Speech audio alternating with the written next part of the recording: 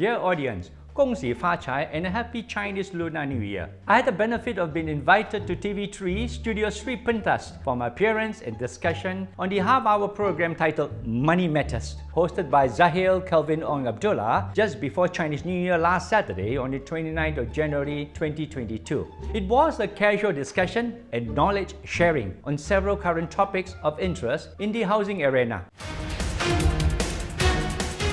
Affordability. What to look out for when buying a house. Can a buyer expect a defect-free house? The bill then sell 1090 concept. How safe is it for buyers? Would the proposed Residential Tenancy Act put an end to tenancy woes? All about house buying on Money Matters this Saturday with National House Buyers Association Honorary Secretary General Datuk Chang Kim Lung at 5 p.m. only on TV3.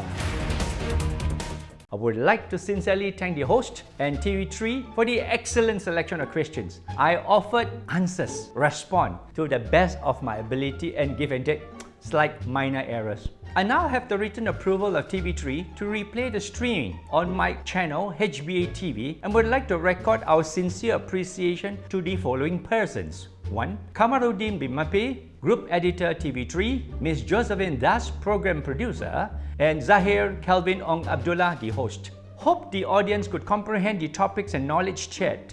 Would appreciate the likes and the subscribe so that it will encourage HBA to produce more informational video like this. Happy viewing.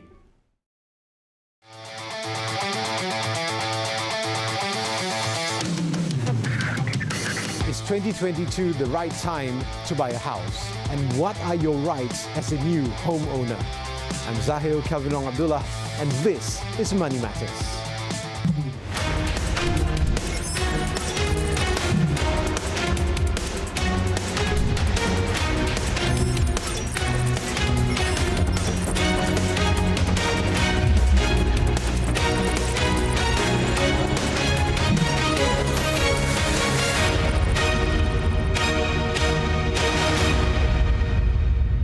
Good evening and welcome to Money Matters. Today we have the Honorary Secretary General of the National House Buyers Association, Datuk Chang Kim Lung, joining us. Welcome to the program, Datuk.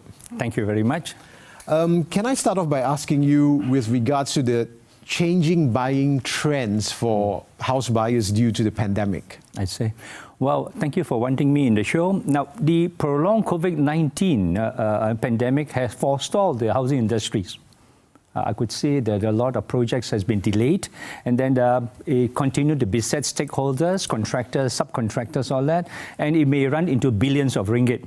Right. Now, the number of abandoned projects is going to be increased definitely. It's expected because of economic slowdown globally or as well as Malaysia. And then the house buyers too is going to be affected. Now, with our B40 and the M40 households, the income too is going to be staggered. I could even see that the people losing their jobs, salaries being cut, as well as young graduates are not able to get a full-time job. Okay, so I would say the market will slow down in a way. Already there are some secondary market that has been sold at a discount of about 30%, 40%. That's a huge number, a big discount in the market. So I would see generally from the primary market, things will slow down. Right. So looking at buying a home, which obviously to a lot of people is the largest, biggest commitment in their life, so to speak. So, of course, first-time buyers, they face many barriers, and one of them being the burden of monthly payments. So for your association, what are your views on calls for the government to perhaps extend the bank loan moratorium and waivers on interest that are expiring soon? Wow, those are great ideas from the government. It all started in the year 2020, last year 2021. The minister announced a package of 150 billion ringgit Pemulih package. Main purpose was to sort out the loan deferment, loan moratorium, things like that. But however, we can only conclude to say that there is no free lunch as far as we're concerned. Okay, now, house buyers will have to defer their installment to the bank. That is good enough.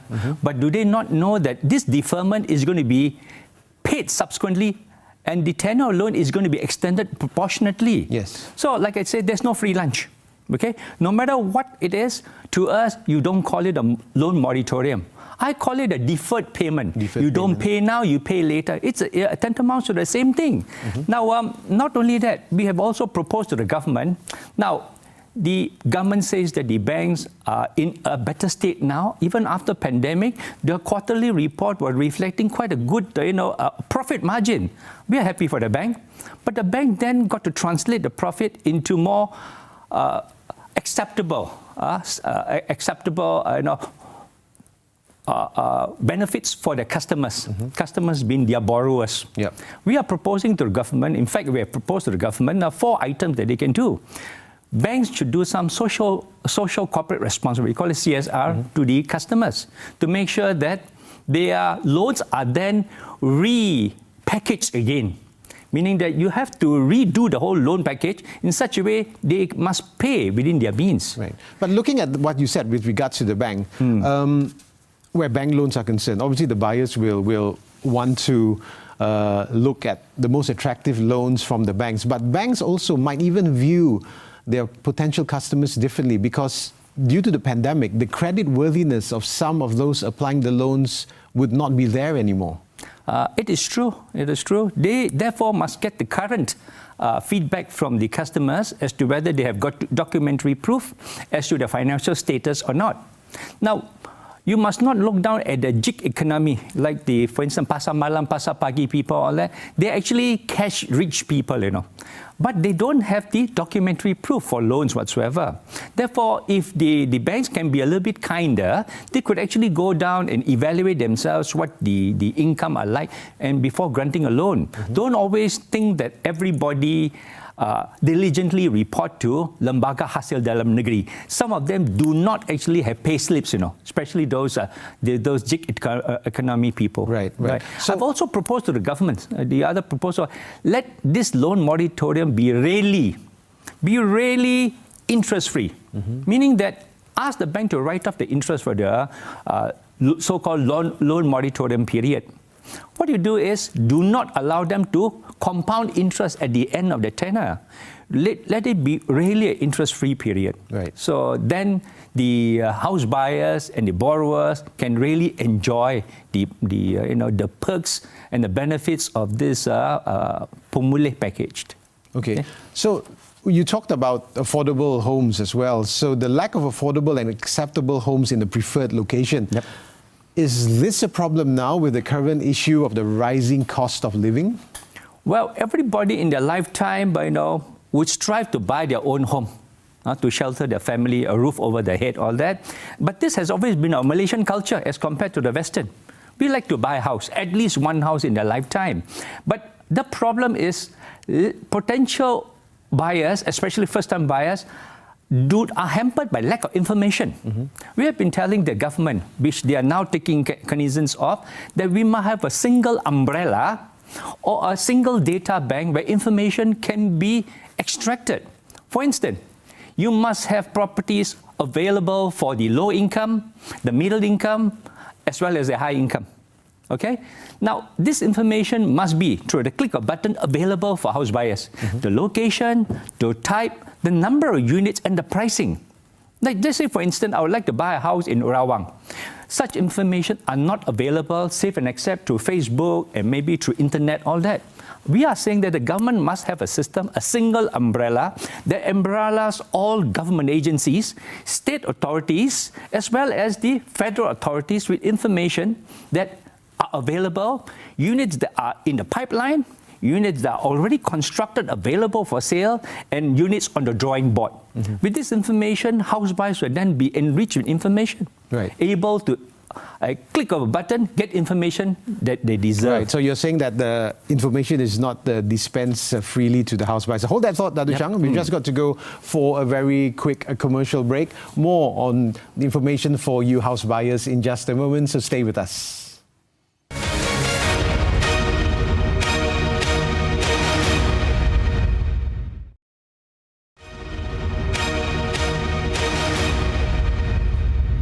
Welcome back, and you're still with us on Money Matters as we speak with the Honorary Secretary General of the National House Buyers Association, Dato' Chang Kim Loong. Now, Dato', before we went for the commercial break, you were talking about information that's not readily available for the house buyers. Can you elaborate a little bit more on that? Yeah, correct. Now, what we have proposed to the government of having a single umbrella with all information available, rather than serving all the respective government website and agency website. It's just like looking for a needle in a haystack, or rather searching for earring in a park, You really cannot find it at all. Now, at HBA, we got an adage.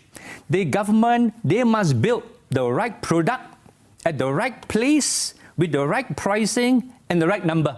You cannot have government agencies building a block of condominium in an area that is when there's a demand for landed property. Right. Just like Felda scheme, all are landed property. You build a condo there, nobody's going to buy there. That's the idea. Now, Dato', looking at the previous generation of house buyers, the new generation expects their homes to be defect-free. The issue is quality standards that are compatible with public interest and expectations. So how does the association create awareness among house buyers of the issues that they face? Well, we have on numerous occasions highlighted over to the house buyers issues that relates to or defects and all that. It's in a predetermined sale and purchase agreement. There's this clause called defects liability period. That clause has got 3 limbs there. Firstly, if you have got any complaints whatsoever, you're supposed to lodge a complaint within 30 days and developer is supposed to rectify within 30 days. Failing which there are, the clause also requires that the house buyers give the developer another opportunity of 30 days. But this time, this 30 days allow the house buyers to get a quotation from a detailed quotation from a contractor that telling the developer, putting a developer on notice that if you do not rectify within the second 30 days, I will therefore use my contractor to remedy it. And accordingly, the 5% stakeholder money that is now parked with the stakeholder lawyers are then used to pay off the contractors. We've also advised house buyers that we have got a template in our HBA website how to issue a letter to a stakeholder lawyers threatening them not to release their stakeholder money. That's where the 5% will be kept by the stakeholders. 2.5 is going to release within 8 months, and the balance 2.5 will be released upon expiry of 24 months. That's the purpose of the stakeholder money. Right. But the government too has come up with a lot of good programs like CIDB. CIDB is Commercial Industrial Development Board. They come up with an acronym called KULASIK. KULASIK relates to a quality standard in Malaysia. Some responsible developer has already embarked on KULASIK standards already. It is part of their sales talk that they have embarked on KULASIK, and accordingly you can buy from them because they are defects free. But of course, there are also those developers who do not conform with it. That's where we now fear, and we have told CIDB perhaps we should make KULASIK standard a mandatory one. Currently, it's only voluntarily. Right. That's all. Right. But looking at the number of complaints the association has received throughout the years, were there numerous complaints? Wow, there have been numerous complaints. But this time the complaints come from different house buyers. Every year the complaints seem to be the same. Misalignment of walls, beams exposed, structure not properly done. We have got tiles not properly laid, and then some tiles seem to be with hollow sounds, all that. There are a lot of cases like that. But this time, the complainants are different house buyers against different developers. And this has been mounting complaints. And we have been telling the Ministry of Housing, let's sort out this issue here. Perhaps our sale and purchase agreement that has got this building and specification should be tweaked further to reflect more precise furnishing that the house buyer should be deserving pursuant to a sale and purchase agreement. Right. So how do you describe the level of effort put into tackling this problem by both sides? Well, the Minister of Housing is looking at wanting to change the law again. Okay? If it's for the betterment, we are agreeable with it. But if it's because of enforcement of an abandoned project, then we are against it. Okay. Now, let's talk about abandoned projects since you brought it up. So talking about the Housing Development Control and Licensing Act 1966 and the related regulations, by amending these, can the problem of abandoned housing projects be solved? Let's face it, there's no solution for abandoned project. The only way to sort out abandoned project is that the safety net and the precautionary measure must be adopted by the government. We actually have got very stringent laws. We've got the Housing Development Act, regulation, all that. We have got fantastic law. But fantastic law like what we have now are merely ornamental pieces unless they're strictly enforced. Okay? We have got Section 11, talking about powers of minister. We have got Section 10, okay? Power of the minister to give direction in case there is a project that has gone bad and the developer acted in a manner detrimental to house buyers. But most recent amendment is Section 18A. On the 1st of June 2015, this section was embedded into the new law, Housing Development Act, talking about criminalizing abandonment. It now has become a criminal affair, criminal issue if developer abandon projects. This section is very good. But it has been there for the last 6 years. There have never been any prosecution at all in the newspaper. It's either the Minister of Housing is shy of publicity or, in fact, there have not been any prosecution at all. We have got the benefit of speaking to the top echelon at the Ministry of Housing, and they have declared over to us to say that there have not been any prosecution at all under Section 18A, basically on criminalizing abandonment. That section is very good. That section basically talks about any developer who abandons a project will then be charged in court and on conviction shall be fined up to 250,000 ringgit, up to $500,000 and imprisonment of 3 years. But those sections will continue to become ornamental pieces unless enforced. Enforcement, right. We hope that the minister will keep to their word, keep to what they say about wanting to prosecute developers under this section. Right. Let's wait and see. Right. Dato', some support the government's initiative to enact the Residential Tenancy Act, saying that it will provide a win-win formula for both the tenants and the landlords. What is the opinion of the association? Can this move effectively address disputes between tenants and landlords? Well, if the Rental Tenancy Act is going to be made law, the top objective must be to protect the legitimate rights of the landlord, as well as to protect the tenants against irresponsible landlords. These are very good law, except that we need to cap the quantum of the rental. You cannot have somebody wanting to rent a $10,000 rent, 10,000 ringgit, and then but they have got a lot of furnishing that is worth more than 10,000. So accordingly, we are looking at the threshold of $1,000. Anything that is 1,000 and below should be kept under RTA, whereupon they will have a new tribunal, a dispute tribunal between landlord and tenant. They'll be good because the current redress in the case of a dispute is the court of law. And that is get expensive. Let's have a tribunal there. We can even talk about having a blacklisting process whereby the Ministry of Housing can have blacklisted tenant as against blacklisted landlords. Dato', hold that thought. We've just got to go for a short break. And when we return, we will talk more on concerns over developers after sale services. So stay with us on Money Matters.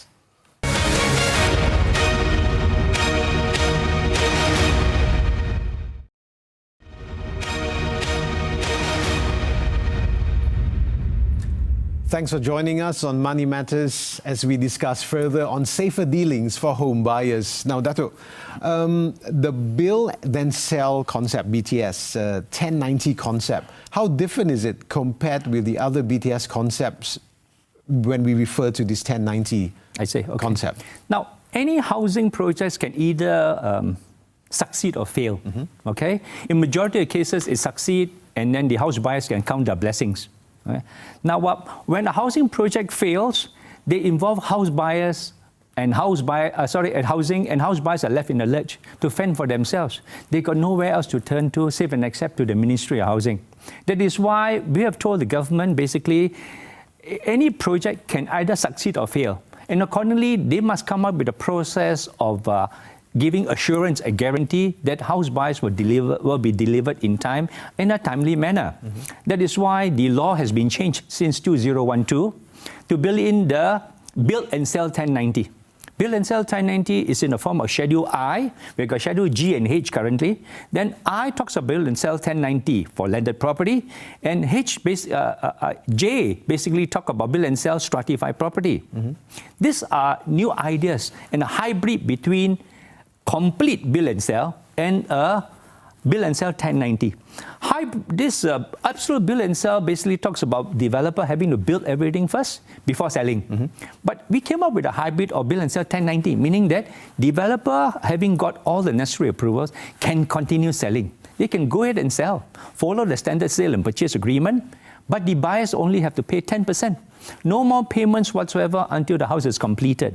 They only get their 90% when the house is completed with electricity, water, with the ownership papers, title deeds, all that, and with all the certification for the property. This way, the house buyers are then insulated from a developer's business risk. Even quality standard will improve too, because developers are now using their own money. They'll be more careful rather than the current sell and build, where they are so reckless in taking house buyers' money to build properties, all that. Like I say, this is a better a process. So looking at what you've talked about, the association basically wants the government to compel the housing industry to adopt this system. So in what you're saying here, this is a safer way for house buyers, correct? Yeah, correct. Yeah. So what if there are delays in this project that have already adopted the 1090 concept? Well, the current agreement, I and J, I talk about bill and sell 1090, I and J, they have this element of compensation. If the developers embark on a project has got 36 months to complete it, they better complete it within 36 months. If they are not able to complete within 36 months, perhaps they should do the foundation first before even embarking on any sale whatsoever. Hold on to the sales, because once you start selling, you're committed to the 36 months. So accordingly, here, the buyers will be insulated from this kind of projects. Now, but to have the entire market to change to bill and sell 1090 is going to be quite a big paradigm shift. So we have told the government very easily, let's face it in. Let's adopt bill and sell 1090 for affordable housing, because we cannot have our B40 or the M40 household suffer the fate of abandoned projects, whereas orang kaya, the rich echelon, they have got the lawyers. So let's start the bill and sell 1090 come next year, or 2014 for that matter, to insulate the house buyers in the category of affordable housing. Right. Subsequently, then we have the entire market by year 2025. We have the 50% on market change to bill and sell, and ultimately, say 2027, to have total bill and sell. So let's gradually phase them in. But the government must show examples. I'm looking at basically GLC companies. I'm also looking at state government authorities like PKNS, all that. Let leadership by example. Show them it can be done first. Government start the ball rolling, private developers subsequently follow suit. All they have to do is to pull the developers by their horn. Now, looking at what you mentioned, a lot of people looking into buying homes, and of course there have been promotions by housing developers which can consist of colorful brochures and enticing lifestyles in their illustrations of how the home should be. So many house buyers they also base their decision to buy a house based on these materials and handouts. So some of them, of course, they realize in the end when they get the house, it's not really what we pictured and things like that.